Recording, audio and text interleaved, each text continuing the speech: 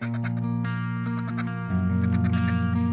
ride with me in my foul life. And just like that, we're back. Sometimes I wonder if y'all miss my voice ever. Like, do you ever like go to bed and hear me like you do a spring snow goose conservation hunt? You know how you got the MP3s or your Bluetooth playing, and it seems like a lot of snow goose hunters go to bed hearing that. I've heard that before. I've went to bed hearing mallards, but do y'all go to bed hearing my voice, or are you so sick of it? But I'm hoping that you keep returning to the podcast because the numbers are showing the growth. It's awesome. I just don't want my voice to wear you out. Hopefully I have a voice for radio because I know I have a face for radio. That's what I've been told. And I believe my partner today, he's got a good looking face. He's a good looking Southern man. He's from the great state of Louisiana, but now he lives in the state of Arkansas. I don't know if it's a greater state, a great state, a good state. Arkansas is a really, really, really good state. A lot of cottonmouths, a lot of them in Louisiana too. What else is Arkansas good for? Let me think of a few things. Flooded timber, rice production, Max Prairie Wings, Fayetteville, one of the coolest college towns ever. Walmart's corporate headquarters are there in Bentonville. A lot of big Fortune 500 companies, JB Hunt, several others. What else is Arkansas known for? Razorbacks, pig suey. I don't know if they're known for any food. Not turkey hunting. They got some good trout fishing in the White River and other places, fly fishing. Deer hunting, no. Turkey hunting, no. I don't know what else Arkansas is known for besides fried pie. What? Fried pies. Fried pies. Like I've never eaten one, but I love Arkansas. It's known for great business and entrepreneurial spirit of America. I know that it's bred some unbelievable businessmen with unbelievable spirit and passion and leadership skills. Monica Lewinsky's boyfriend's from there. Yeah. Or is he Hillary's husband? I don't know which one it is. Glad they don't reside here anymore. But where are they at? New York? Yeah. This is another episode of the Foul Life Podcast, and this episode is brought to you by two unbelievable freaking companies. The first one's Gerber Gear, Gerber Knives, Gerber Blades, Gerber Edges, Gerber America.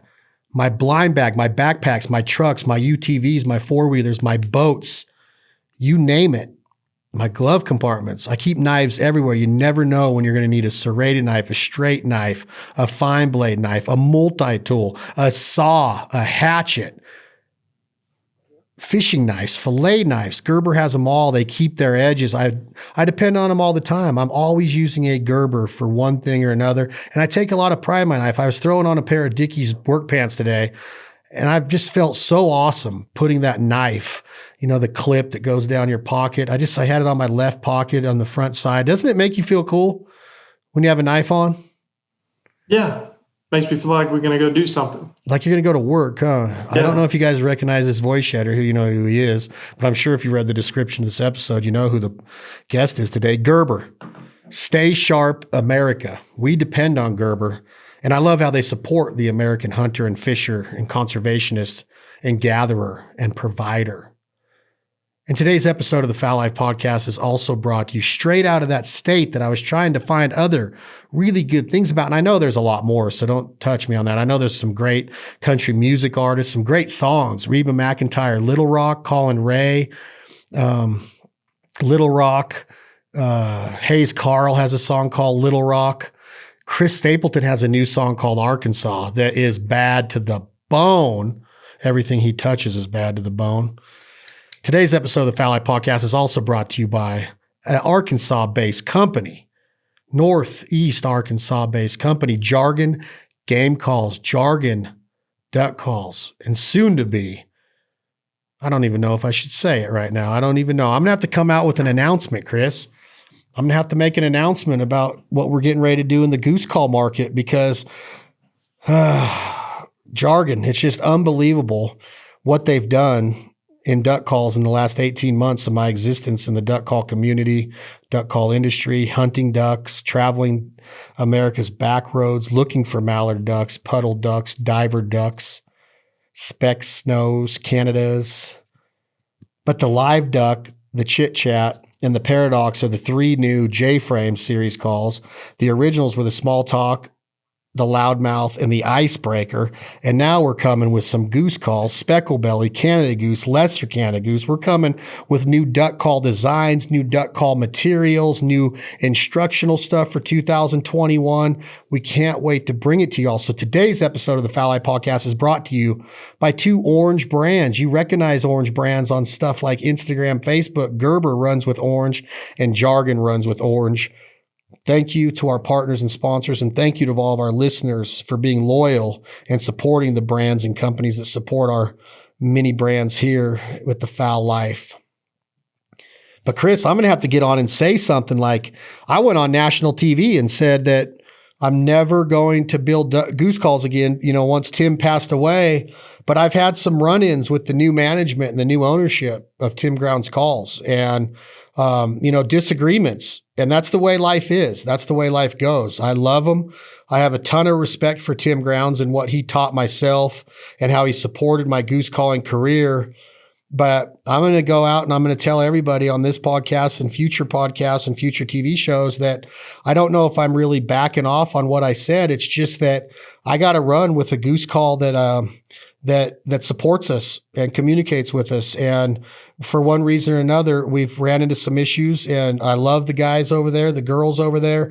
It's one of the greatest brands of all time in game calling history. And Tim Grounds was a true mentor to myself, an innovator, a pioneer, a trailblazer in short read goose calls, development, tuning them, building them, designing them, instructing people on how to operate them, contest calling, 2-man contest, world contest, meet calling, live goose calling. He won them all. It was Tim Grounds. Come get you some. But I'm here to say that we're going to get questions, Chris Cifreo, who is our guest today, the owner and co-founder of Jargon Game Calls. Is what I'm saying make sense, Chris? Like, I take a lot of pride in the fact that we support Tim Grounds and we have his calls on a lot of things that we do with the Foul Life and things. But I want to be honest with everybody. I did say that, but what is the word I'm looking for? I'm not going to be that guy that just goes out and doesn't say anything. I want to let people know that we are doing it. And it's not why, but I feel comfortable in letting people know, like, we're going to design some awesome calls. But I want everybody to understand that for one reason or another, I am taking back what I said about never getting into the goose call business again. Does this make sense at all? And how would you look at that? I mean, I don't know how I'd look at that, but I mean, thing about it is, I say a lot of stuff. It's not that you're taking stuff back. It's, it's just new things come into your life, and opportunities come in your life, and you got to jump on those. But I have the choice right now. I could easily say we're not going into the goose call business because of what I said. We're not going to reinvent the wheel. We're not going to light the world on fire in Canada Goose Calls and Spec Goose Calls. We're going to have good stuff, and we're going to promote them, and we're going to do it ethically and morally correct. But I do have a choice. I could stick to what I said, but my comfort level on that other side of this fence of working with the company is not there. They're a great company. They are the best goose calls ever made in Tim Grounds. Hunter Grounds is one of the best competition, if not the best competition goose caller of all time. And he knows how to call in and kill Canada geese at very close ranges. But my comfort level in our association relationship isn't there anymore. So I'm telling people that that's one of the reasons I'm moving on. I have an opportunity to develop something here, but I'm not doing it like to go against anybody. We're doing it because it naturally fits our business model. You know what I'm saying? Right. Yeah. I mean, we're going to just, on our side, we're just going to try to make it, like you said, you can't really make it better. I mean, there's tons and tons of duck calls out there that are unbelievable, but we're just going to make something different. Put it that way. We're going to make something different, and we're going to try to hold consistency, make sure that everybody is getting a call that's the same as what we're blowing on our lanyards. That's the thing we're aiming after. And of course, customer support. We're going to try to take care of everybody, make sure if they have any questions, whatnot, we're going to take care of it. If you have a problem with your call, we're going to take care of it. That's what we're aiming for, just to be a company that basically people know that, hey, at the end of the day, there's a lot of companies out there that, they sell great stuff, but their customer service is just not there.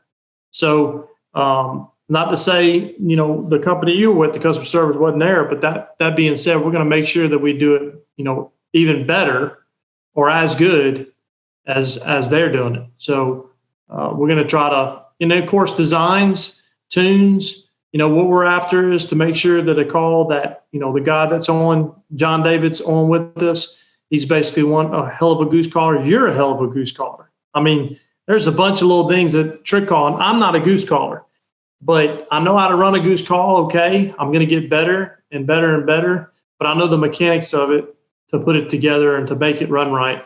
But making, guts that are basically broken guts, we're going to make sure that our guts stay true to from the store, the day you buy one to the day you basically put it down or pass it on to your grandkids or your kids, or whatever. We're going to make sure them guts stay right in line and perfect and crisp, straight out of the box until the day you quit, blowing on that call. That's the big thing with John David. He's very, very knowledgeable when it comes to guts and, what it takes to make those guts, to perfection, to keep them broke in and not break past the break-in period. So that's what we're aiming at. We're just trying to make it just a little bit better than the next guy. Or I say a lot better than the next guy, but our customer service is a heck of a lot better than any other company out there is what we're trying to do. We have great customer service, but how do you answer? Most short read goose calls are built the same. It's the same idea of the read and the guts and the shape and how the functionality of that call is designed to produce realistic jargon of the Canada goose and the subspecies of the Canada goose. I don't know if there's a way to change up the way that Joe Lairs did with his sound profile of his duck calls. And where I'm going with this, Chris Cifreo, is that I take a lot of slack. And I don't know if you do, but I'm out there a little bit more, where people can get at me and say things like, we knocked off Joe Lairs. We copied Joe Lairs' idea of, he's a machining genius, right? That's what he made his name in dental and designing pieces for the dental industry. But I hear still to this day, even though it's not a knockoff, we're going to hear this about goose calls. Belding said he'll never go into goose calling again. Belding said this. To each their own, they can say what they want. But does it bother you as the guy that came up with these gut systems for the duck calls to hear that? Do you just wear it with, just wear it and let it, roll off your shoulder, off your sleeve? Or is there a way to tell people, no, we didn't knock Joe Lairs off. I love Joe Lairs. I think JJ Lairs Duck Call Company is unbelievable. Their new owner, Brent Crow, who's a buddy, Brett Crow is an unbelievable duck caller, meat and Main Street. Competed for years, won a lot of contests, single and two-man. Comes from a great family in Chico, California, but it's free enterprise. Did we knock off Joe Lairs? No. And the biggest thing, if somebody would come in the shop or come through all the years and all the hours and so forth that it has taken me to build the calls that I have, they would understand that. I don't do stuff old school, and not to say that I wouldn't like to or I should or whatnot. I don't do stuff old school as far as getting out there, sanding on a tone board, shaping it out, and finding the perfect sound and then taking that call and basically replicating it over and over again. That's not how I've done it.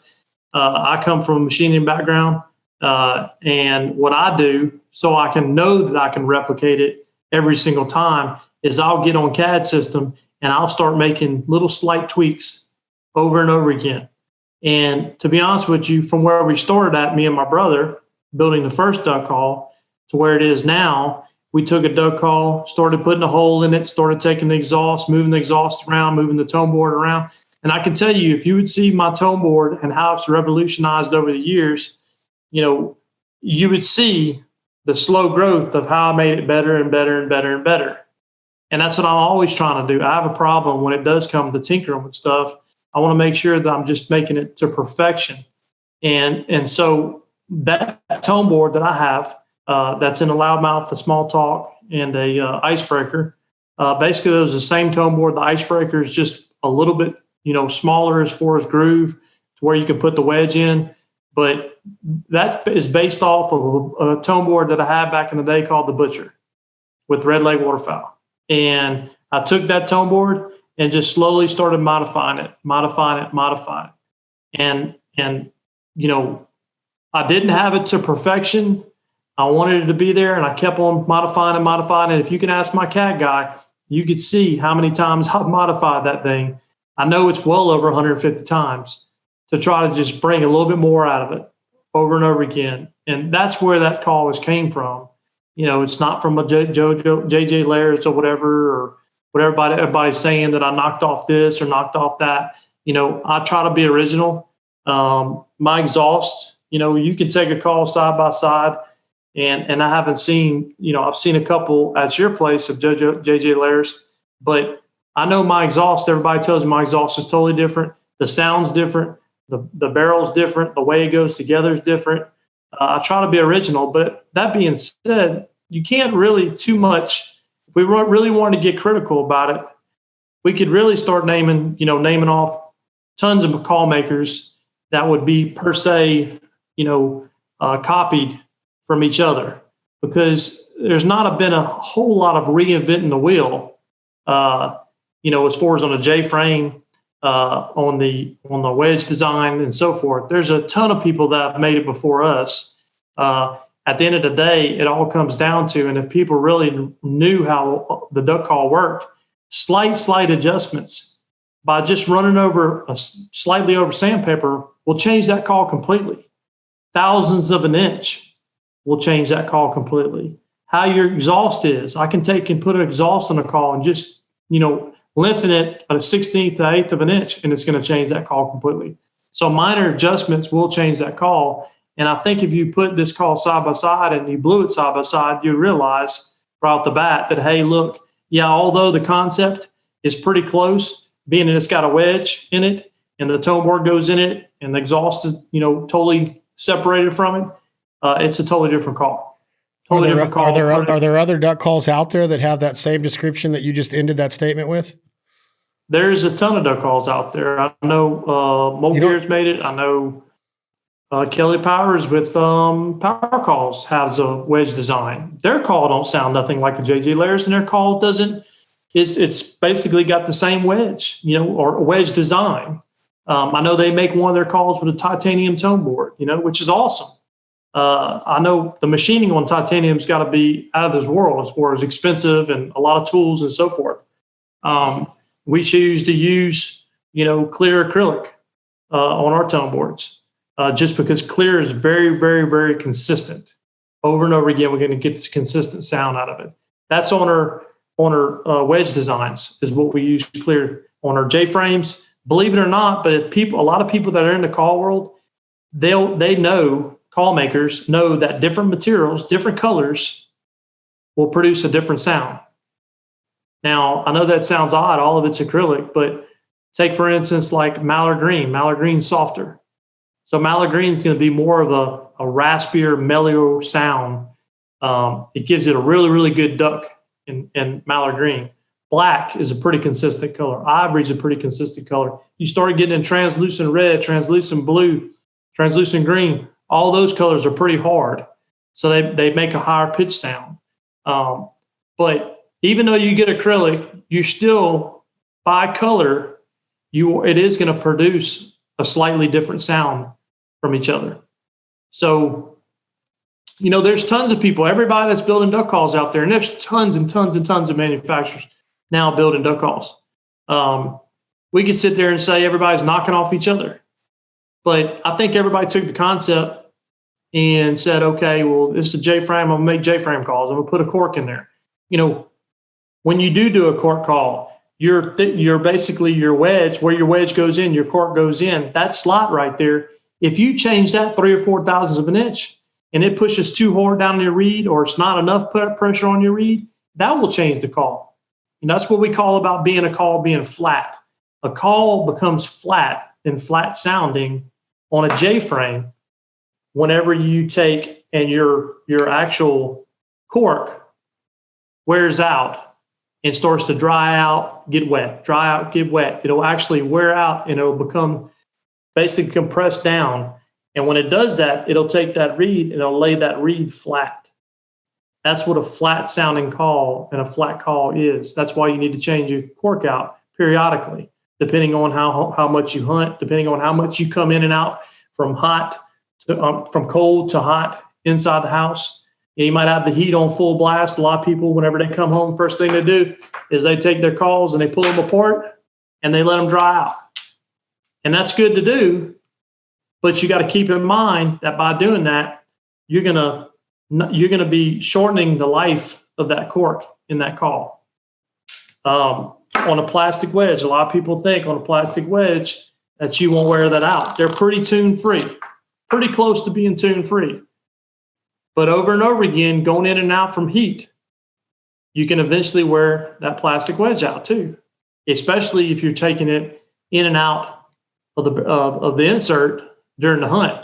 You'll actually take that plastic, because acrylic, of course, is plastic. You'll actually wear that plastic out to where your wedge will not be fitting in there as tight as it should be.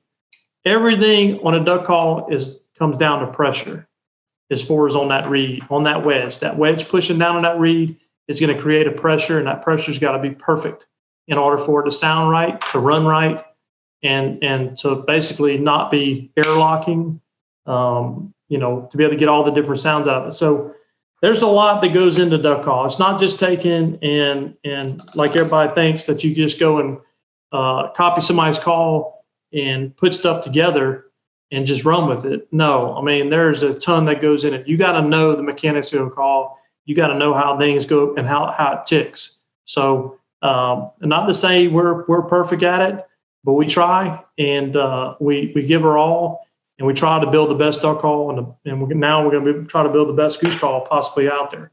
And I think I know we're going to do it. We just, we're not going to release it till it's perfect.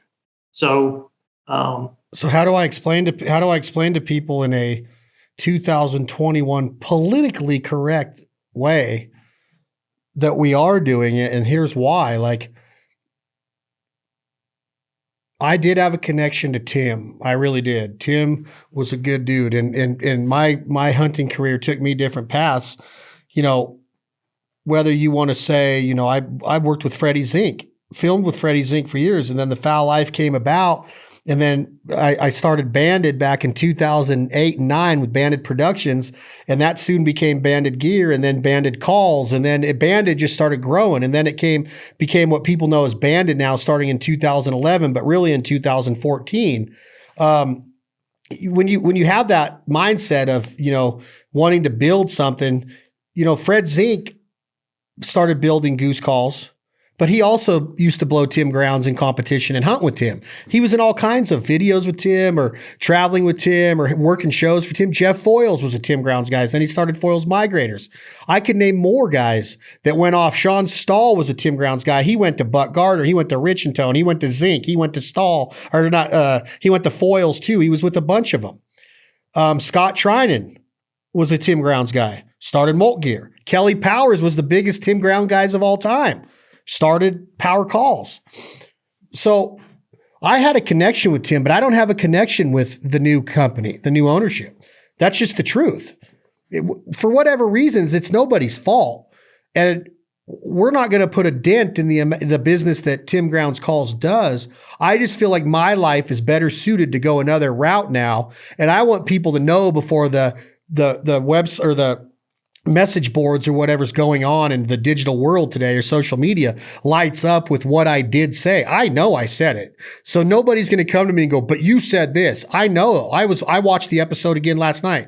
It's a Colorado episode. I'm killing geese on the Front Range, and we're playing a song by Zach Brown and Sir Roosevelt at the end called The Greatest. And all of a sudden it says, in memory of Tim Grounds, and it shows Tim and Christian Curtis at NWTF, and it shows me blowing Tim Grounds calls, and it shows Tim doing his thing. And It's awesome. It was a great memorial for Tim. I have a shadow box built here that's all Tim Grounds stuff. I love the idea of my friendship of what I had with Tim Grounds. But people go different routes in business. You owned your own duck call company and you decide to go another route with this jargon idea, right? Was it worth it? Absolutely. So Absolutely. My point is that to each their own. Fred Zink has done unbelievable things in the waterfowl industry. We could all agree on that, from his videos, his innovative way to film ducks and geese with the 24/7 series and his DVDs, his ability to be a seminar speaker, his ability to design product, his ability to carve decoys and work with carvers and texture decoys and paint decoys, come up with different materials. He was part of the greenhead gear revolution, the Avery revolution, the Avery finisher blind. He used to work with Ron Latshaw and all the guys at Final Approach that pretty much invented the laydown or coffin blind, field hunting style blind with doors. You listen to my podcast with Freddie. He talks about the Pro Guide and the Eliminator back in the day with the sliding door that you slid down. You had to have the 3 guys to carry one. My point is that Fred Zink very easily could have just sat idle and said, I'm just going to blow Tim Grounds calls all the time. And I'm just going to pro staff for Avery. But no, he went out and started Zink Calls, then Zink Outdoors, a catalog service, selling Duck Commander, selling his calls. It was the SR1 and the XR1, Extreme Realism, and SR was Superb Realism, I think. The Goose Call was the SR1. The XR1, I believe, was the double reed duck call. But then he had Tim Grounds calls in there. He had bags in there. He was doing his thing, right? Then all of a sudden he got on with Tom Matthews and Avery, and that's when greenhead gear started to blow up. And all of the decoys started to come out with greenhead gear. They had never had decoys before. Then there was something that happened with Avery and Fred Zink. And Freddie goes over here and says, I'm a businessman. I want to drive something. Something was not working out with his relationship with Avery greenhead gear. So he goes over here and starts Avian X. I think it paid off for the man. TV show called Avian X, his Zink Calls line of duck and goose calls, and then his decoys, which he blew the turkey market out of the water with his turkey team. He was so smart in the guys that he gathered together to build his turkey call line, and then the turkey decoys that he came out with blew the doors off of everything out there. Looked as good as a Dave Smith for a lot, more affordable. He ends up selling that company to Plano Synergy, the Busbus family, making some money. Whether he'll ever get back into it, I don't know. There's non-competes. There's all kinds of stuff.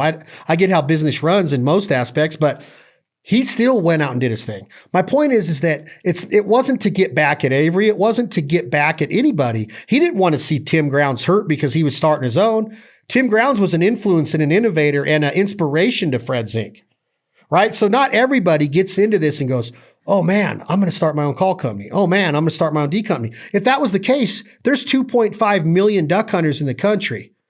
Let's say turkey hunters, 4 million turkey hunters. Not all 4 million of them have their own decoy company and their own call company. Those guys that go out and take that risk to build something, whether it's better or different, the money that goes into the investment part, the risk that you quit your job to go start your own. If that was the case, Chris, everybody would be doing it. It's the guys that can do it and build a brand and build something that's worth it. You know what? Like a Jargon Duck Call is unbelievable. It's the best duck call in the market. Hands down. I'll say it. You might not want to, but I'll say it. It truly is the best duck call on the market. I'm going to blow these for you. I got this new loudmouth right here with the new tone board. But what I'm saying is that if Tim Grounds did not invent the goose call. He didn't even invent the short reed call. He just went on his own and started mastering it. Okay? Will Primos didn't invent the deer call or the duck call. And look what Primos calls did.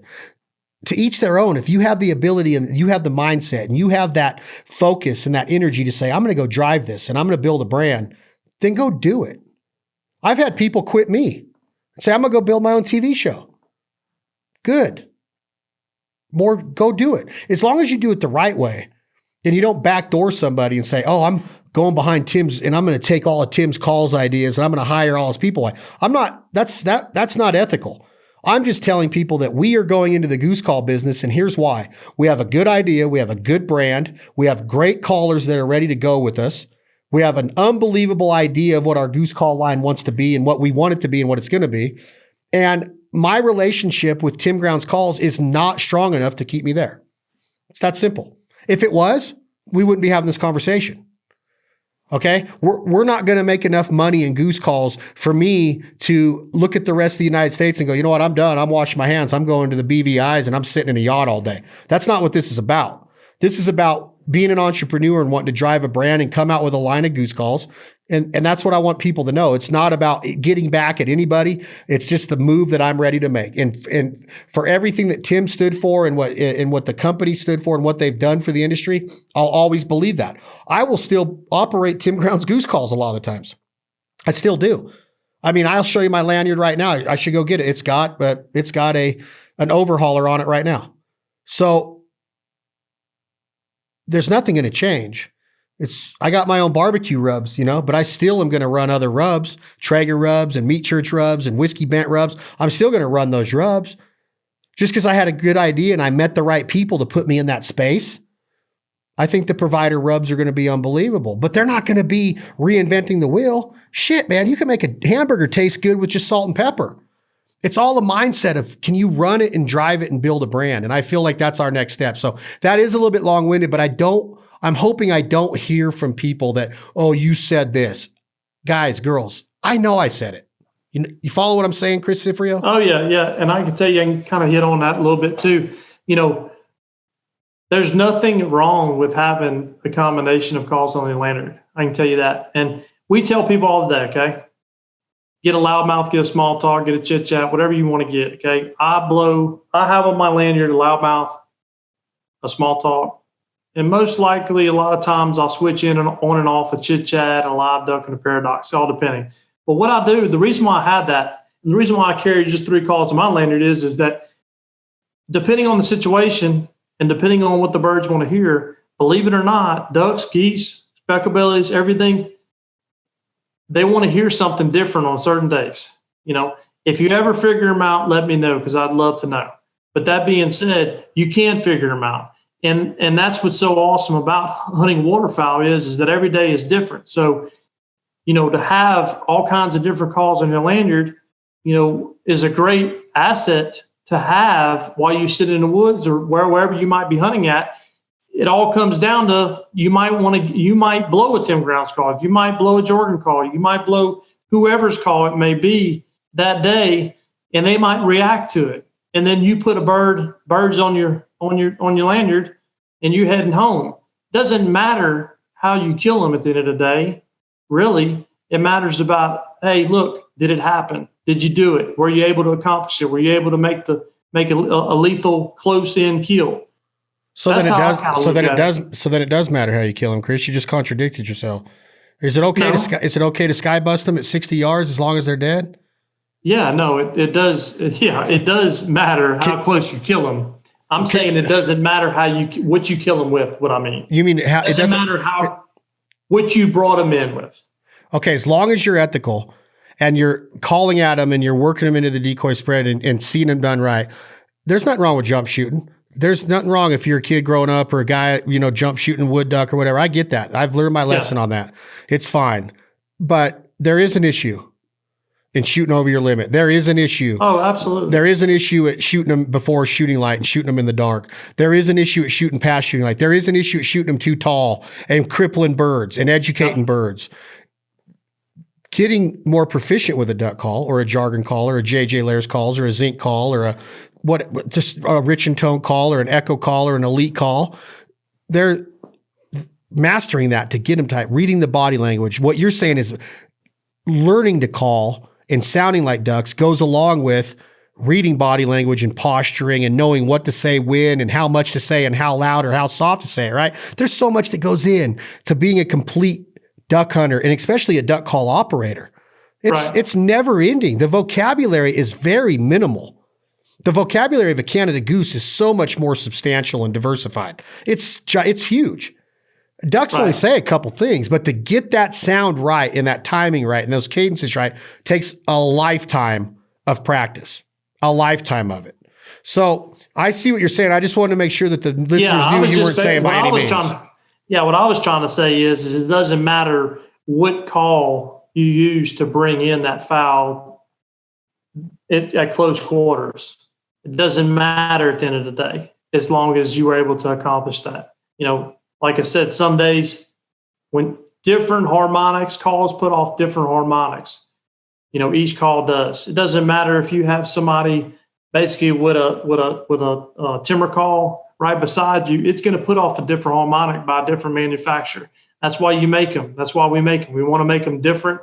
We want to make them different sounding, put off a different harmonic. And some days, like I said, I'll be blowing a loudmouth. They might not be responding to a loudmouth as much as they would blowing a paradox or a live duck or a chit chat or whatever it might be. That's what I'm saying is it doesn't matter how many duck calls you have in Atlanta. If you want one mixed in, if you got a Zinx calls, you got to mix in with a Jargon, and you're blowing a Jargon and you put that down and you pick up a Zinx, well, they might have wanted that harmonic that day.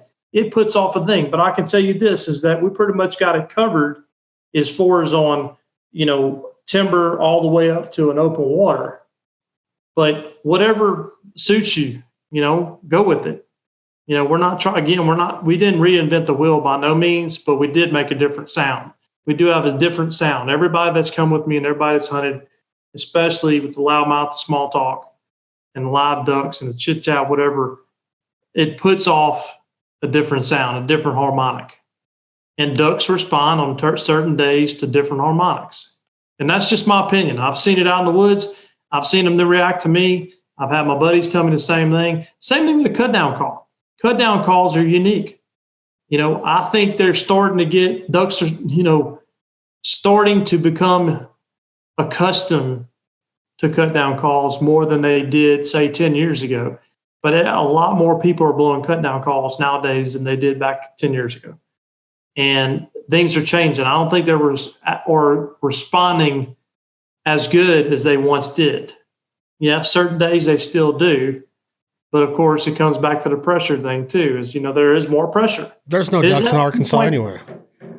Huh? There's no ducks in Arkansas anywhere. It's been pretty bad for the past 5 years. I'll be honest with you. It's something's changed. I'll tell you this: there's a ton of ducks here right now. Isn't that weird? Well, everybody always says that. We got to move back the season. We got to move it back to February, right?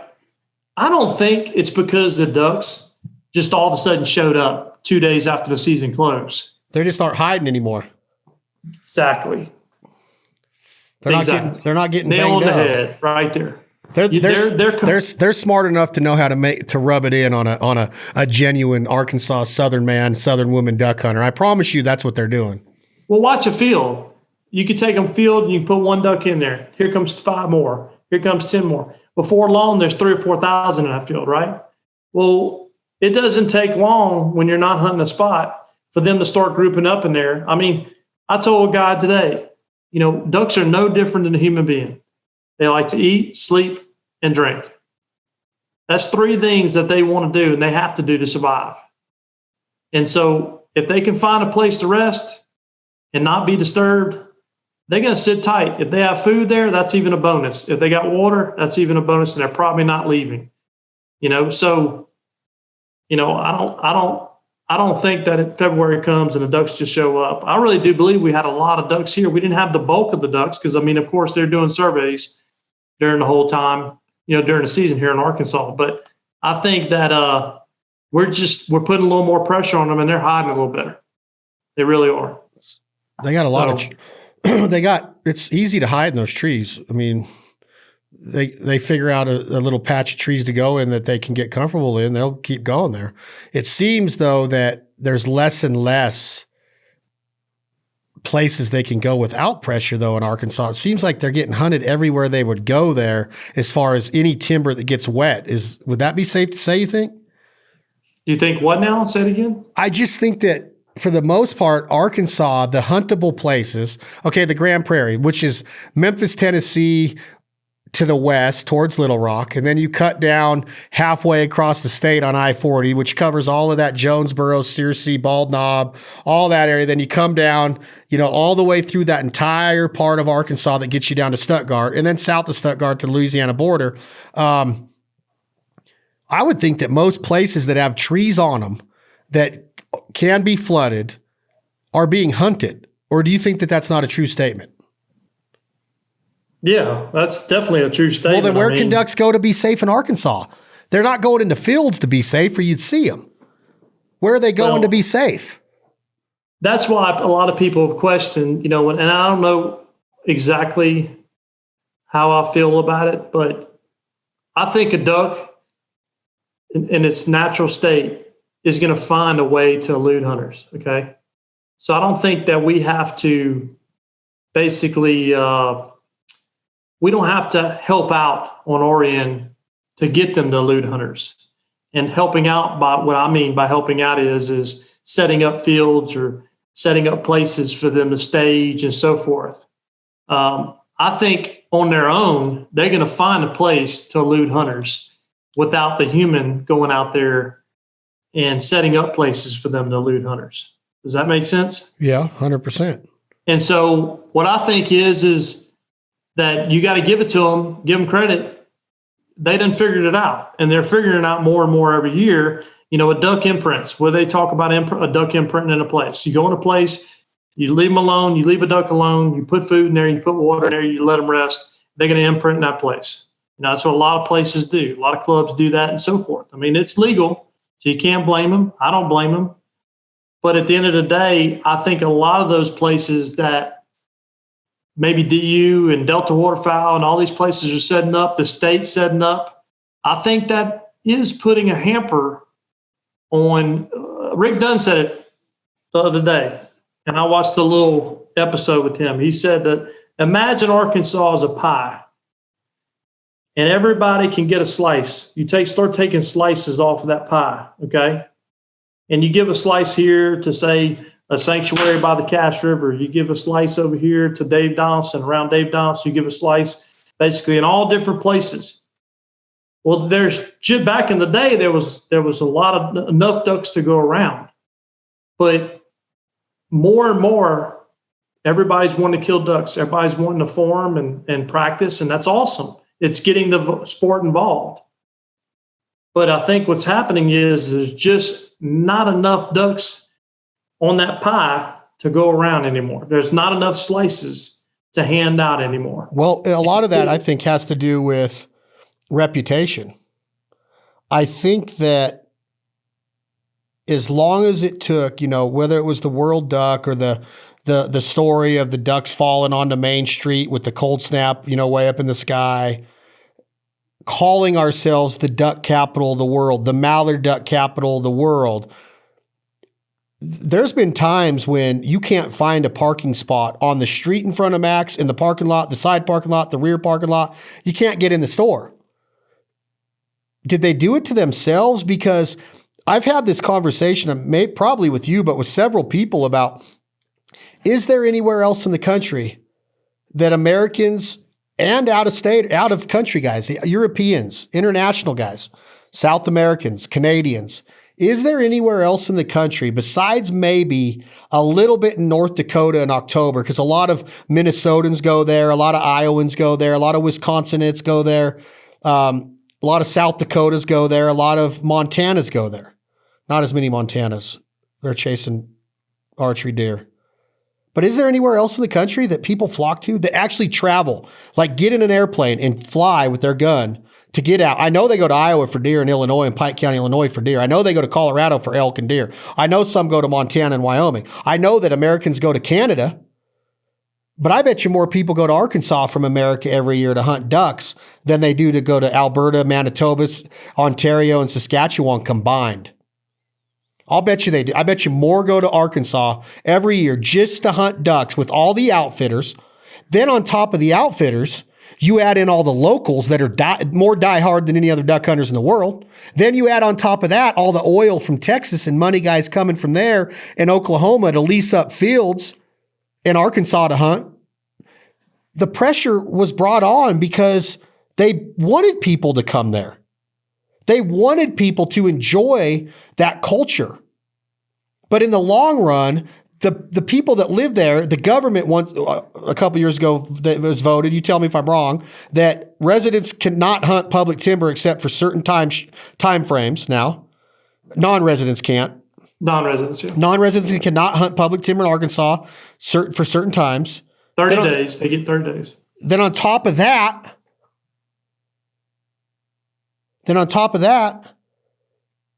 you will tell, I want to make sure that I say this right. You have non-residents not being able to hunt there for 30 days or whatever, but you also have this onslaught of people that are coming there to hunt the same ducks that might go to those public areas, that are getting an opportunity to hunt them that would not do that if they weren't from that state. So you want us there, come here and enjoy the Arkansas culture. There's only so many slices of that pie and so many ducks to fill that pie. But now you're telling us to get out because now the locals are pissed, whether it's flooded corn, whether it's refuges, whether it's migration routes changing to the west and they're all in Oklahoma and southeast Kansas now. What gives? The real reason they're not in Arkansas anymore could be that they got shot at too much. What? It's got to be that. Y'all asked for it. You're not from there. You're from Louisiana. You moved there probably because of ducks. Why did you move there? I mean, I moved with the migration, to be honest with you. And that's what's so sad to say. I said I saw the So same you're going to live happen. so you're going to live in Oklahoma in 6 months from now? No, I think I'm staying here.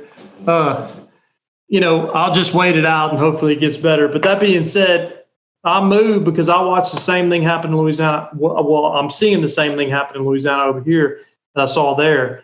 And it's sad. It really is. But it comes down to, in my opinion, is that we have the habitat here. We have the places here. But at any given time, you can go to any public land. And I hate to say it, but if you look at a map and you really stare at it, you can see that most of the timber, most of the hardwoods, and most of the places by the rivers and so forth is either WMA or NWR. And that they hold a lot of birds. I mean, you take White River NWR. It is said to hold used to hold most all the mallards that migrated down would go to White River NWR. They would hold the most mallards at the White River NWR. We used to kill the most mallards. I don't know if that's still true to this day, but we used to have the biggest harvest numbers on mallards in the whole state. At any given time, we'd have 1.2 to 1.4 million mallards here in the state of Arkansas. Now, I think we were at around 500,000 this year on their count, which is below half. It's 40% of what we normally winter here was here this year.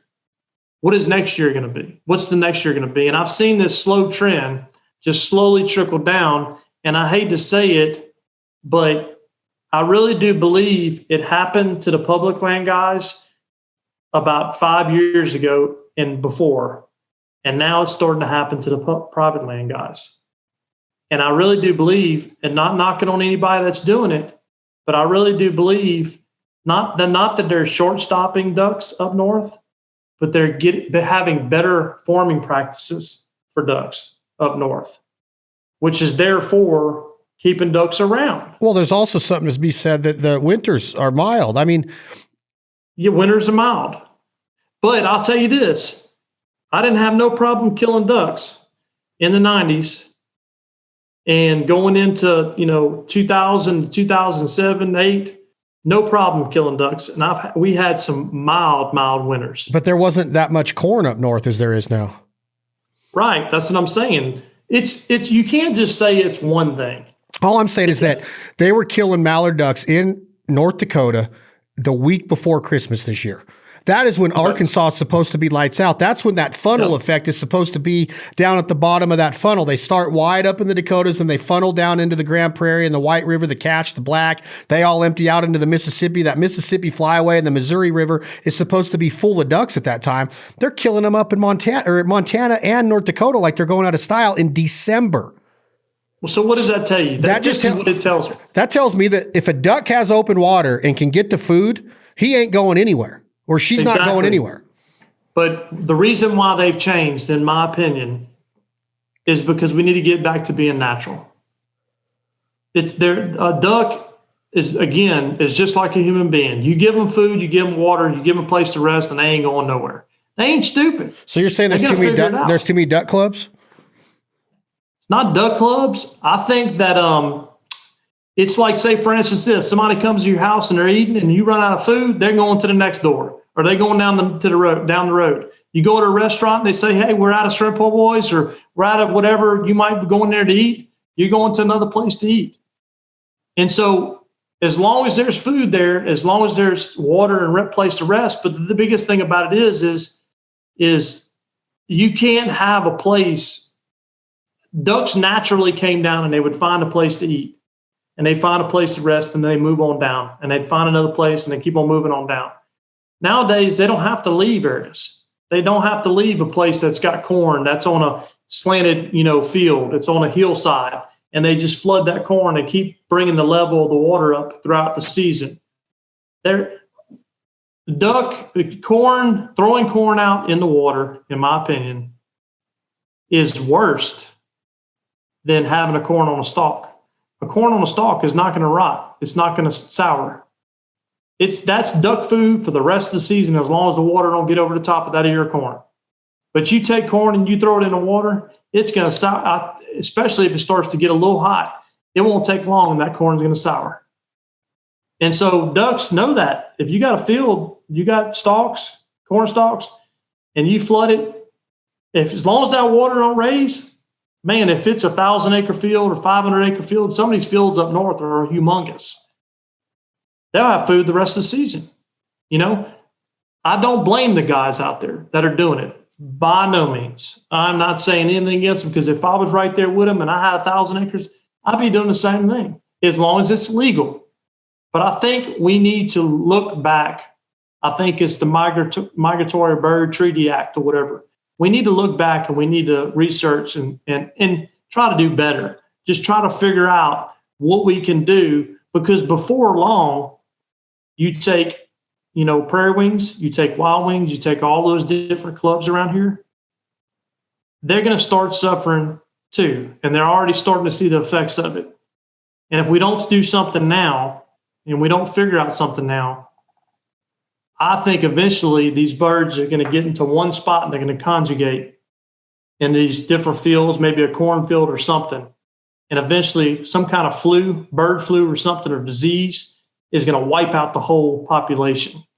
Not necessarily every single one of them, but it's going to put a dent in it. It's not, if you take and put all your eggs in one basket, what happens? Everybody always says, don't put all your eggs in one basket. Well, it's basically what a lot of these clubs are doing, and a lot of these places are doing. A lot of these sanctuaries on WMAs, on NWRs, they're holding all these birds, and all it does is take one disease to go through there, and it'll wipe out every single bird in there. I think we're setting ourselves up for failure in the future, and I think we need to get back to let it go the natural way. Let it start getting back to, hey, look, they're going to find food and so forth. If you got a field and you got to harvest that crop. I don't care if you go in and you flood it after, but you got to at least harvest it.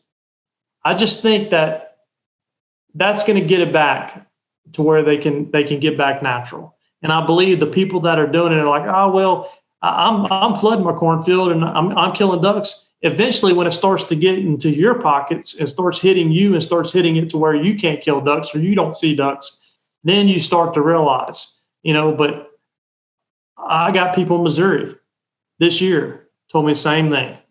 It's getting tough. Slowly but surely, every year it's getting a little tougher, a little tougher, a little tougher. So get back to natural. Get back to natural. Get back to being natural.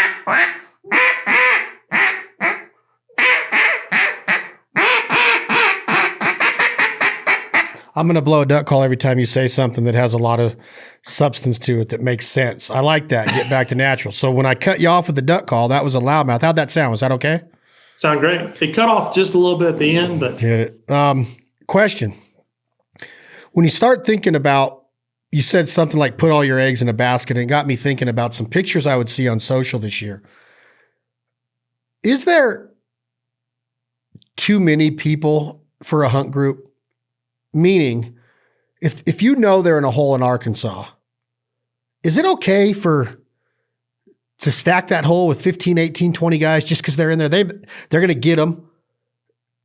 flock comes in, guns just ring, 60 ducks come in. I mean, there's ducks falling everywhere, some cripples getting away, whatever. I get it.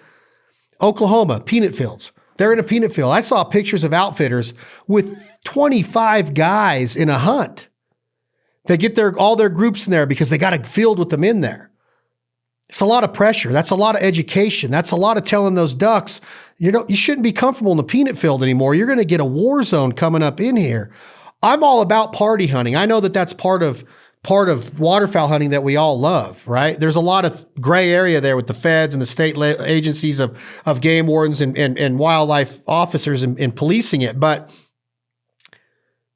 is there too many for a hunt group? In your opinion, Chris, is that okay to stack a hole with 15 guys just because they're in there, just because you want the big numbers? One, I know you're going to eat the ducks, I hope. Two, it's going to make a pretty picture. That picture in Arkansas, they're all laid out on that long log, and then everybody's down at the end, and the pictures, you can't tell who's on the hunt because the camera's got to be so wide because the duck line is so long that you don't even know who's there. There's no personality to the picture except a bunch of dead ducks, and that's good if it's memories on the wall. I get writing stories and making memories. But is that too many? I know you've done it. I'm sure you've done it. I don't know for a fact you have. I take that back. But is it okay that you see these pictures coming out of Oklahoma or Kansas in the cornfield and there's 15 guys? Most guys I've ever hunted with I think there was one time we hunted 17 people. Now, we were hunting a huge lake when we did hunt 17 people. We killed almost 17 limits of ducks. The ducks were here. I mean, they were big time. It was iced over. Nothing else was open, and we got on this lake that had a slough going through it. And we ended up killing close to 17 limits. Do I think that, to be honest with you, at the end of the day, it was fun to see groups. It was fun to have that many callers and work and sound like a raft of birds. But the one point that it wasn't fun is that, everybody just shoots out there. And of course, you have 17 guns shooting a flock of mallards, and you're going to kill some birds. You're going to knock down some birds. And you don't know who killed what or so forth a lot of times. So, do I think it's right? One thing I stand for is that I don't like the government or anything getting into any of our business as much. I like to keep them out as much as I can. So, I don't want any regulations by no means put forth on that. But I think it just comes back to safety and basically common sense. I mean, if you're going to hunt a big group like that and everybody knows each other and so forth, I don't know. I don't know if I agree with it or not. I've done it before. I don't do it too much nowadays. I try to keep my groups to 5-7 people max. That's about all we want to have in a hole. But I do think it does put more pressure on the ducks than it should be. But kind of like a dove field, you go in the dove field and you have 100 guns in there, 50 guns in there, whatever it's going to be. And yeah, the next day you come back and there's not a dove in sight, or you might have a few singles coming in there, but they're pretty much gone. It does put a lot of pressure on the birds. And of course, that many guns going off is, everybody knows 2 weeks after the season or even a day after the season starts, you'll hear a shotgun go off and you'll see the birds just kind of climb up in there. They'll just rise above that shot. So anything we can do as sportsmen to prolong the sport and to make the sport more enjoyable and to make it, better for the next guy is what we should be doing. Is that not party hunting? I don't know. But I don't think there's certain things that they're doing, that these different functions, or how I should put this, contest or whatever that they're doing as far as on a duck and stuff like that, to see how many ducks you can kill or see how many, how fast you can get back for a duck. I don't believe in that. I don't think that you should put a bounty on a duck's head, for a prize, being that they're natural and they're wild animals. But I don't know. I don't know exactly. I'd have to think about that. But at the end of the day, I'd say probably getting back to natural is probably hunting smaller groups and probably not hunting larger groups. But by no means do I want to make the government put another restriction out there for everybody and say, hey, what you can and cannot do, because we have enough of that going on nowadays. I agree 100%. I'm just wondering, as hunters and advocates and ambassadors of this sport and heritage and lifestyle and blessing, that we think before we do stuff like that. It's just, I don't know. I don't know the fun in that. Like 4 or 5 guns, 6 guns. I've had 7 guns. It's a lot, man. It's a lot. With those lesser groups come into your decoy spread in Kansas or Saskatchewan or Oklahoma, and you light into them, man, you'll kill 25, 30 birds in a go. It kind of comes back to okay, the state laws, or you can only have 3 shells, right? 3 shells, 2 in your magazine, 1 in your chamber, right? Right. So you hunt 16, 17, 20 guys in a hole. It's really no different than having your gun unplugged at the end of the day, because, what's 20 times 3? 60 shots go off in one whack. That's like having 5 or 6 guys. What would that be? How many 30 shots have you got a gun unplugged?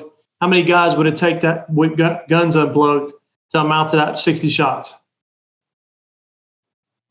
You're talking about You're a good math guy. You're talking about if everybody has a legal 2 in the magazine and 1 in the chamber? No. So on a Benelli, right? Yeah. Benelli Super Black Eagle. How many, if you take your plug out, how many can you fit? 3 in 1. Is it 3 in 1? Yeah, a lot of guns are 4 in 1. Okay. So 4 in 1, that's 5 shots. So 5 divided by 60. 12. Or 12. 60 divided by 5 is 12. Yeah. Is this Louisiana math? Where are we going with this?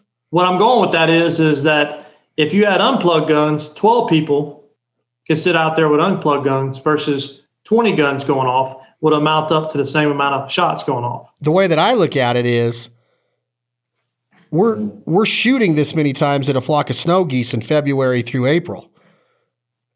No plugs in the guns. 9, 10 rounds going off per flock if you get them in tight enough. Most guys unload on them anyway, even when they're going away at 70 yards, which is bewildering to me that they can't discipline themselves not to. Ammo's in a shortage. Chill out. But we're trying to put a dent in that population. So if your mindset is that the more shooters, we're going to kill them when they're in this peanut field, you're putting a dent in that population. When you very easily could go out there and kill 4 or 5 limits and be fine on a hunt and watch the magic unravel. Now, an outfitter has to keep his clients happy. I heard stories this year where outfitters were combining and working together and bringing like one outfitter and this other outfitter, 3 outfitters were bringing their groups into one field because the ducks or geese were in there. Could be hearsay, but I got pretty good sources. Are we trying to put a dent in the mallard population? No, we're trying to preserve it. We're trying to make it to where every season is fun and we build on it. But I think this whole mindset of the migration's changing, the seasons are slower, it's never a good winter. When people get a chance to get them and they get that mentality that we're mad at them, so let's take it out on the birds, which to me, that's not what the hunt's about. Now, I'm not going to sit here. I'm like you. I don't want people intervening with my hunt. I'm not trying to tell somebody to hunt. It's just another thought I'm having of, is there too many to put in a group when ducks and geese are working? Don't you want to know sometimes what birds you killed? Don't you want to know sometimes what birds your son killed? I don't know. I just look at it like these groups are gigantic, man. I'll send you some pictures that I was getting sent to me. You're like, damn it, guys. Isn't enough? Like, that's a lot of education. All those birds that get away are never going to go into a decoy spread again. They just got told it's a 21 gun salute if you come up in here, not up in here. And that's a weird mindset. Like, do what you want to do you. But think about it first. Like, man, as an outfitter, you're not doing the birds and the heritage and the culture of this game any favors, in my opinion. Well, it kind of gets back to the same thing I was saying about the corn, or about the, basically unharvested crops. Okay. So you might be having your good days right now, but your bad days are coming. And the same thing with the outfitters is you might be making money right now. You might be having clients and they hoorahing and happy clients coming through. But eventually, all good things come to an end if that continues on. And so what I mean is that eventually you're going to have it to where you're not having birds coming to wherever you might be hunting at. And then you're suffering. So you got to space things out. And like you said, no. Do I like going and shooting into a group? Do I like to know the bird that I kill? Yes. Do I like my little girl to know what bird she killed at and what she shot at and so forth? Yes. That's the whole part of the hunt, is saying, man, dude, look, awesome shot, Chad. Awesome shot, That's what it's all about. But I don't care what anybody says. It doesn't take any kind of skill level to put 20 guns into a group of mallards and knock down 20 birds or 30 birds or whatever. Zero. Because you're basically like a cannon full of pellets just shooting out there. You're going to hit something. You're going to eventually make contact with something. Now, to get them in there, yeah. But I can leave my shotgun at home. I really can. I don't care about shooting as much as I do about basically calling them in and getting them tight and getting them close. Wait a minute, though, Chris. There's 200 BBs in a 3-inch number 3, let's say. Yeah. That's 600 per gun. 5 guys. That's 3,000 BBs coming out just with 5 guys. I've done that. I do it on TV. I'm all about party hunting. Yeah. You're killing them ethically. You're getting them in there tight, and they're designed to be killed with a shotgun, just like a turkey is to all those girls that shoot turkeys with bow and arrows. That's the craziest thing I've ever seen. That's nuts. That's not fun at all. We got to stop that. Chad. What's shooting them with bow and arrows? Yeah, I can't stand it. They're meant to be killed with a shotgun, a 12 gauge, maybe a TSS 20. But come on, a bow and arrow on a turkey or a goose? No. I love Fred Eichler. He's one of my heroes. But don't shoot geese with a bow. They're meant to be killed with a shotgun, period. So is a turkey. Just another fact, I guess opinionated fact. I don't know. For a man to shoot a duck's head off with a bow and arrow, dude, yeah, that takes a level of skill. That is almost impossible, unless you land them. Hey, Rusty Christie does it all the time over there at Coca-Cola Woods. And Tyler Merritt, they've shot him in Coca-Cola Woods. They're meant to shoot with a shot. They're meant to be shot with a shotgun. I agree. Okay, back to what I'm saying, though, is that we're still putting a lot of pellets out there. So the mindset is, when is enough enough? If you call in a group of ducks and you get them tight with all this dry land hunting that's going on, you can get ducks tight. And it's hard to get ducks tight in timber. They get down below the skirt and they just start to just like skirt out, right? I'm not the skirt. When they get down below the canopy of the trees, they just start to spread out. 2 might go here, 5 might go here. It's very rare that you see 20 of them finish right where you want them to, right? They're scattered a lot of the times. Oh, yeah. You could get them over mojos in a cornfield or a peanut field or a rice field in Canada. I'm talking squared up, bellies up, 50 of them right there. Like one shot's going to kill 3 of them. Okay, so when is enough enough? We've hunted with 7 guys before. I've hunted goose hunts with 7, 8 guys. That's a lot. It's a lot of guns going off. But who's to say what's enough is enough? I'm simply saying, isn't 8 enough? Is 7 enough? What's the right number? I've seen pictures in Arkansas with 15 guys in timber. First of all, I would think that's dangerous as shit with all of the different angles of the trees, but I guess you can make it not dangerous. The way you are, though, how many times, as many times as you move around and move your hunters around on, oh my God, it's doing this. One duck doesn't do it. And you're like, did you see the episode from this year in Arkansas with Chase Outlaw when me and you're arguing? They left it in there of us arguing. I thought it was hilarious. It's funny, man. You're like, you're telling me that, and I'm like, oh God. Chase is like, this is like being at cheerleader camp. Oh no. But what I'm saying is, when is enough enough? It's just a conversation. I don't want things to change. I just want duck hunters to use their best of, like, if I see ducks going into a peanut field in Arkansas, 7 guys, that's good. Yeah. That's good. That's what, 35 mallards? I think it's a 5 bird limit, 5 or 6 bird limit. 35 or 42 mallards. 7 times 6 are in Louisiana, 7 42. times 4. Wow, look at that, quick. It's either 35 or 42 ducks, whether it's 5 or 6 for your limit, 2 hens. But again, there's stray pellets. Are they catching one, a crippling one that's on its way out, breaking a wing? This is. I think if you're making ethical kills, you're getting them tight. You're fooling them. You're not shooting as they're going away. What if 50 of them are right?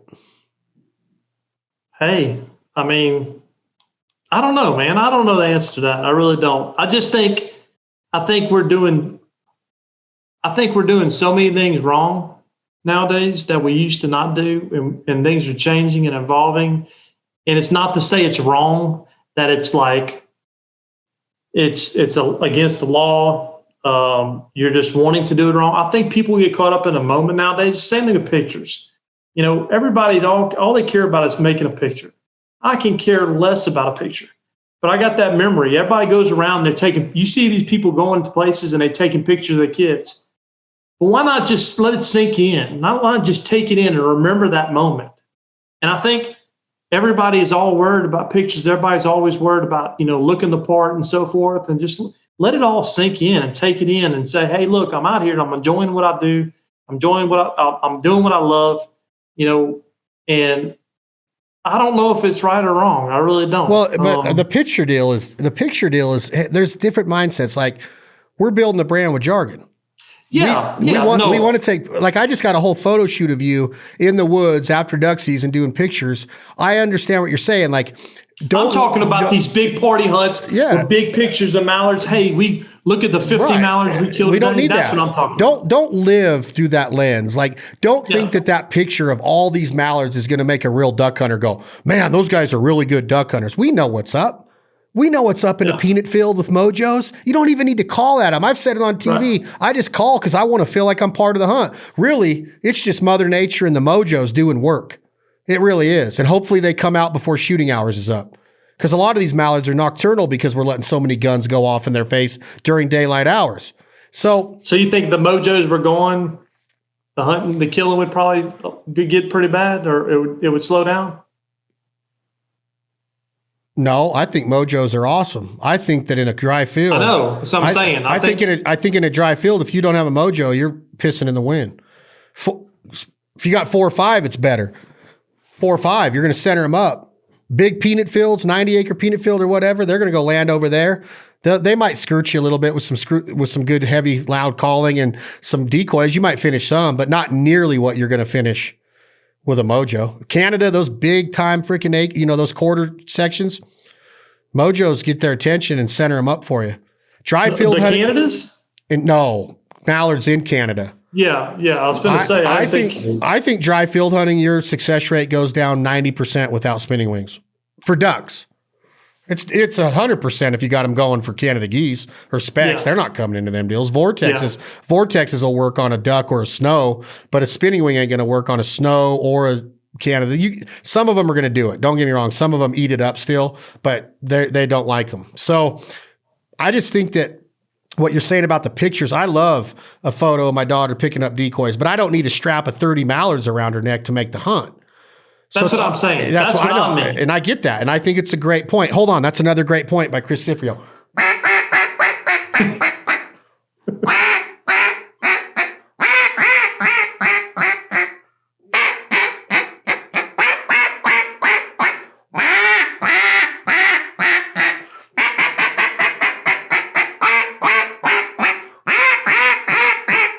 You hear that, young duck? Totally cut out. It's all cutting out? It started and then it just cut out. It's all out? Yep. Man, we need to make better duck calls that don't cut out. Well, anyway, that was another good point by the one and only Chris Cifreo. The pitch. Speaking of pitch, it's spring training. I've been paying attention. There's a lot of good baseball being played right now. I got some good baseball players coming up on This Life Ain't For Everybody podcast. Just had one with Josh Hader, the closer for the Brewers with the long hair. Closer of the year the last 2 years in 18 and 19. Obviously, COVID, they didn't have one, but freaking the man throwing gas. I watched the video on a pitcher, and I can't remember who he's playing for, but they basically kept checking. They came out and checked his glove for pine tar. And he didn't have pine tar, but what he kept on doing is every time he would sit back and pitch, he'd go like this, look. And he'd just rub his glove. And he was basically just getting in their head that he had pine tar.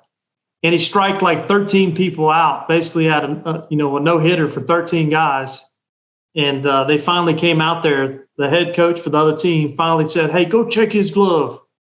And they came out there and checked his glove, checked his hands and everything, no tar, nothing, and went on and kept on pitching. But he said they asked him, interviewed him after the game. They says, I mean, did that bother you that they came out? He's like, no, it actually made me start pitching even better. I really just sank in and just locked in. This was just now in spring training? Huh? This was just now in spring training, during spring training? I don't know what it was. I'm trying to think where I saw that video. Find it and try to send it to me. Yeah, I'll send it to you. But anyways, it was just pretty cool because he said that's what got him rocking and rolling. It just locked him in that, hey, look, they think I'm that good. And I'm that good because I don't even have pine tar, and I'm basically strike. He was throwing knuckleballs, curveballs, so forth, just getting nasty. Up your butt, Joe Boo. He's like, Barbasol. You got to watch Major League, Chris. You got to watch the Major League movie. You've seen it, I'm sure, yeah? Have you seen Major League? Oh, my gosh. Wow. Do they got TVs where you live? Man, I barely even watch TV. I can't stay in front of the TV does this for cut a long out? period of time. That didn't cut out right there. Cutting out. Comes back in and out, in and out. That's so weird. What about this? Out. It started and then it went out. I got to figure that out. Anyway, it's the same thing. We look. Cuts out. It's something about we need to get with Apple and figure out what's going on. I got the best microphones in the world in this podcast studio. It wasn't cutting out when we were doing our pre-check, were we? No. Hold on, I know why. This is why right here.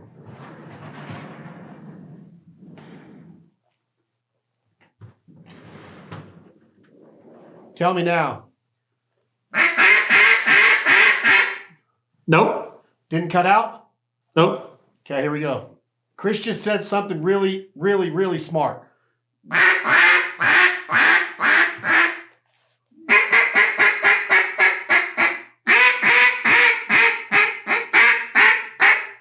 Cut out now. I give up. How about this? Cut out. It's crazy. It's crazy. That's another episode of the Foul Life Podcast. Today's episode, we're going to pick up this discussion where we left off another day. Chris joins us quite frequently here at the Foul Life Podcast. The Foul Life TV brought to you by Benelli, Season 13, starting July 2nd, 2021, exclusively on the Outdoor Channel. Brand new episodes of the Foul Life TV coming your way. See these jargon calls in action. Thank you for the support of all of our podcasts. The Foul Life, This Life Ain't For Everybody, and Where the Pavement Ends. The Provider, American Almond Beef, Jargon, our Duck Calls. Get yourself a new J-frame or one of the originals, the Small Talk, the Loudmouth. You will be more than satisfied. Our customer base is growing rapidly, and we couldn't be more fired up for what's coming. Hopefully some of our messaging made sense today. Thank you, Gerber, for always supporting our efforts here at all of our brands. Chris is wearing that Real Tree Timber banded jacket. Banded, amazing apparel. It's awesome, ain't it? Isn't it the best? Yeah, it is. There ain't nothing like it. Are you banded? Better believe it. Banded brands. Blowing a duck call, wearing timber, Real Tree, friends, family, outdoors. I saw Tyler Jordan was waxing turkeys in Florida this week with Riley Green, country music star, and Austin Riley, stud infielder for the Atlanta Braves, hits bombs. I gave him a couple hitting lessons once. He really looked like he knows what he's doing. That's right, Austin. I was texting with Austin earlier today. He's a badass. He's going to be on the Foul. He's going to come film with us this coming fall, so be ready, Chris. Need you on your A game. Hey, Austin, move over here. Austin, it's windy now. Move over here. Austin, hide your face. Austin, come over here. Austin, don't pull the jerk string so much. Austin, hide your dog. Austin, just go get in the boat and go home, Austin, all right? I could just hear it now. Chris Cifreo and his some people can't get right, you know? That's been another episode of the Foul Eye Podcast. Thank you all so much for the subscriptions, the downloads. Chris, any closing words? No, I think next episode we need to talk politics. Oh, another smart thing you said. Hold on. Did that cut out? No. Yeah. What about? No, that makes me wonder. Look, real quick. That makes me wonder if I'll open my door.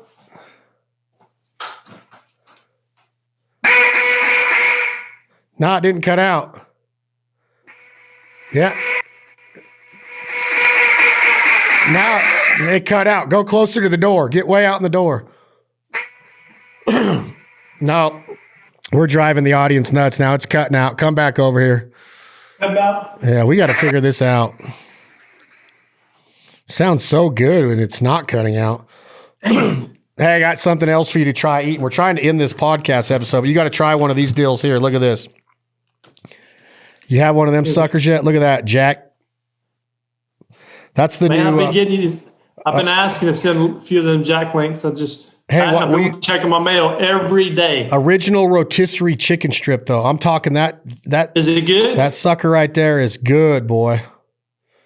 Really? Oh man. Hey, remind me tomorrow on a text. I'll ship you some Jack links. All right. I know a guy.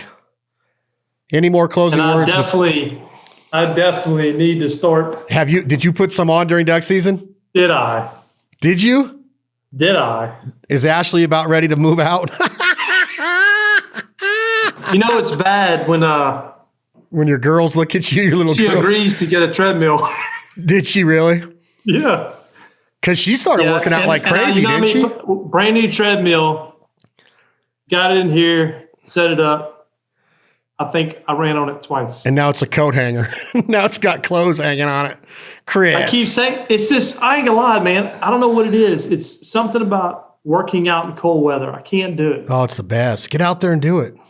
Man, I'm trying. I got to be in the warm. It's got to be warm outside. You've been eating that drive-through again over at the Golden Arches. No, the other night, my mother-in-law basically made crabs and crawfish stew. How can you turn that down? Yeah, with cream, I bet. You can't turn it down. Crawfish stew. Unbelievable. Fresh crawfish straight from Louisiana. She went down to Louisiana, came back up, fixed crawfish stew. Did you see my stories the other day when I posted what my brother from another mother in Louisiana shipped me? What was it? Had to been the Gator Boys. Nope. Huh. Okay, so here's what he sent me. Hold on, I'm getting to it.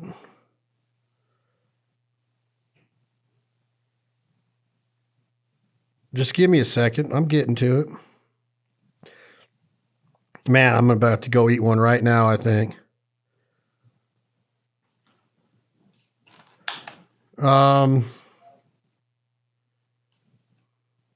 Give me a hint.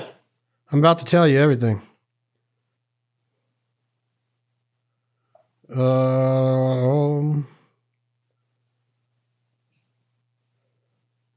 What is the name of the place, though? I want to make sure I got it right. Is it Dawn's? Dawn Seafood. Yeah, but is it Dawn's? Yeah, they got a Dawn Seafood down there. Where'd it come from? Baton Rouge? New Orleans? Yeah, there it is. Dawn, I believe that's what it was. Let me just look. I just don't want to lie to people. I'm getting it right now. Just bear with me. Just bear with me. This place is unbelievable. Hopefully they're not losing our audience. I'm not trying to. I'm just simply saying that they got to try this place. Y'all are going to thank me later. So if you go here, go there. Okay, this is loading. What people basically say, losing interest. No, they're not. They're really not. I just can't get anything to load on my phone. I have not paid our internet bill in quite some time. It's crazy. When you want to do, like, if I didn't want to do this right now, it'd be working fine. I know it. It would be working fine. Like, literally would be working fine. Well, let me see if I can get it real quick. I thought I was supposed to teach you how to blow a duck call in this episode. I needed it. Okay, I found it. Ready? It's I'm almost there. Yep, Dawn's Specialty Meat. Yeah. Okay, you ready? You ready to hear what he got me? Boudin. Everything. Listen to this. He got me cracklins in a glass jar, real Louisiana. I put them in the bacon on the cookie sheet and bake them just for like 3 minutes. Get a little bit of heat on them, but not much. Alligator tenderloin, 5 pounds of alligator tenderloin. Boudin and pepper jack egg rolls. Boudin. Boudin and pepper jack egg rolls, 5-pound box of 10 to 12 links of boudin, deboned stuffed chicken with crawfish étouffée, seafood boudin, and a smoked boudin. And I got a turducken coming too. And I'm talking like I'm going to eat it right now. I'm getting off of here right now. Chris, you go eat whatever. Let me tell you one thing about the boudin though. I love boudin. I love cooking boudin. Take boudin. You like tenderloin? Pork tenderloin? Yeah, I love it. So take a pork tenderloin and basically butterfly it. Come down the center, open up the sides, rub them down with your rub.